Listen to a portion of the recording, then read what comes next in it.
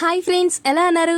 బాగున్నారని కోరుకుంటున్నా. బంగాళదుంప కుర్మా ఎలా చేయాలో టకటకా చెప్పేస్తాను. చకచకా నోట్ చేసుకొని మీరు కూడా ఒకసారి ట్రై చేసేసేయండి.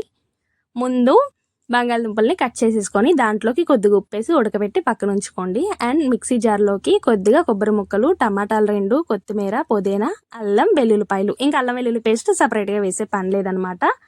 అండ్ ఒక పాత్ర తీసుకొని దాంట్లోకి ఆయిల్ వేసుకొని షాజీరా వేసాను, అదొక్కటే వేసాను, ఇంకేమీ వేయలేదు నేనైతే. ఉల్లిపాయ అండ్ పచ్చిమిర్చి కూడా వేసి కొద్దిగా వేగనిచ్చిన తర్వాత బఠానీని నానబెట్టి ఉంచుకున్న బఠానీ అవి కూడా వేసేసాను సపరేట్గా. అదైతే నేను ఉడకపెట్టలేదు. అండ్ దీంట్లోకి ముందుగా గ్రైండ్ చేసుకున్న ఆ పేస్ట్ కూడా వేసేసి దానికి సరిపడా ఉప్పు, పసుపు, కారం అనేది మీ స్పైస్ లెవెల్కి సరిపడినంత కారం వేసుకోండి.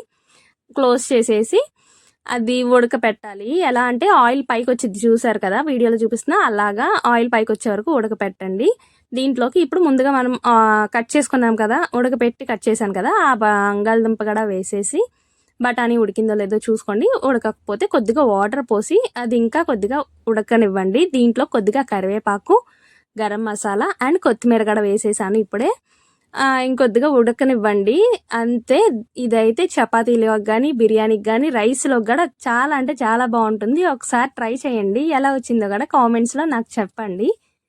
అండ్ ప్లీజ్ లైక్ చేయండి, షేర్ చేయండి, సబ్స్క్రైబ్ చేయండి.